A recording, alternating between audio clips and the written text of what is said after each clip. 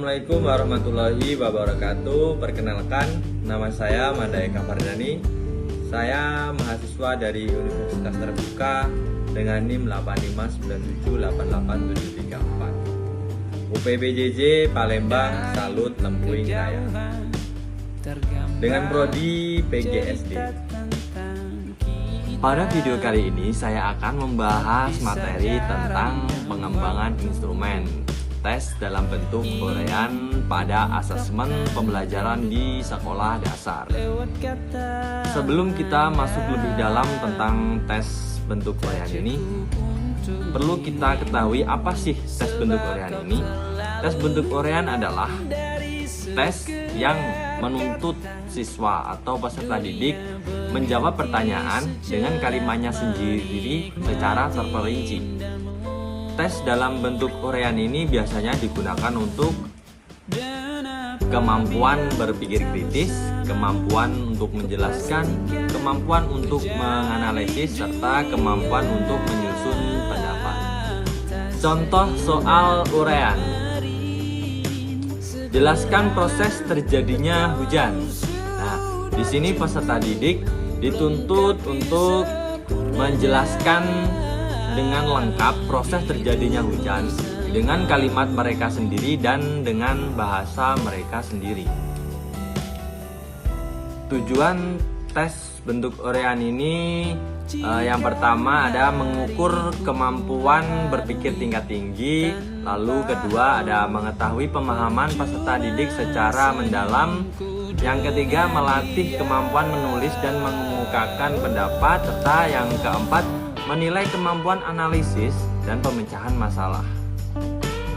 Tes uraian ini memiliki ciri-ciri, yaitu yang pertama, jawaban menggunakan kalimat peserta didik itu sendiri, memerlukan penjelasan yang rinci.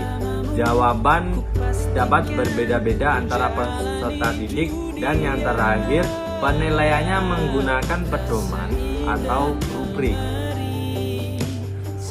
Langkah-langkah pengembangan instrumen tes dalam bentuk uraian.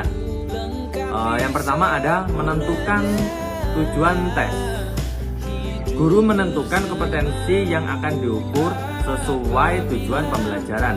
Contohnya, peserta didik mampu menjelaskan proses daur air. Setelah kita menentukan tujuan tes, selanjutnya kita menyusun kisi-kisi soal. Kisi-kisi berfungsi sebagai pedoman penulisan soal. Isi kisi-kisi yaitu ada kompetensi dasar, indikator, materi, bentuk soal, dan skor. Contoh kisi-kisi misalnya, materi daur air, lalu indikatornya menjelaskan proses terjadinya hujan, dan bentuk soalnya yaitu uraian. Setelah menyusun kisi-kisi soal, selanjutnya adalah menulis soal uraian. Dalam menulis soal uraian harus menggunakan bahasa yang jelas, sesuai indikator, tidak menimbulkan tafsir ganda, dan sesuai tingkat kemampuan peserta didik.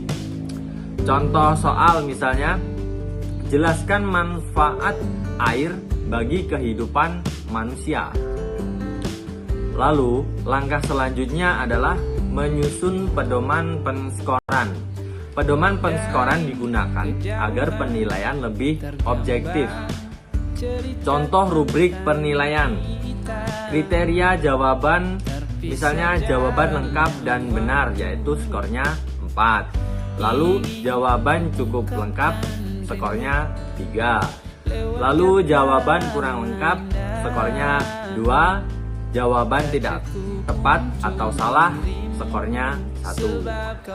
Setelah menyusun pedoman penskoran, langkah selanjutnya adalah uji coba dan analisis soal.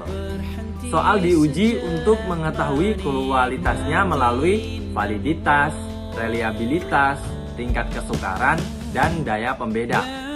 Tujuannya agar soal benar-benar baik digunakan dalam pembelajaran. Adapun kelebihan dan kekurangan tes bentuk uraian ini, Kelebihannya yaitu ada melatih kemampuan berpikir kritis, mengukur pemahaman mendalam, melatih kemampuan menulis pada siswa. Lalu kekurangannya yaitu membutuhkan waktu yang lama dalam pemeriksaan. Lalu penulisan dapat bersifat subjektif, dan yang terakhir ada jumlah soal biasanya lebih sedikit. Oke, baik, itu tadi adalah pengembangan instrumen tes dalam bentuk uraian. Kesimpulan pada penjelasan kali ini adalah tes bentuk uraian merupakan instrumen penilaian yang digunakan untuk mengukur kemampuan peserta didik dalam menjelaskan dan mengemukakan pendapat secara tertulis. Dalam pengembangannya, diperlukan langkah-langkah yang sistematis agar soal yang dibuat berkualitas baik. Sekian penjelasan dari saya. Terima kasih atas perhatiannya. Wabillahi taufiq wal hidayah. Wassalamualaikum warahmatullahi wabarakatuh.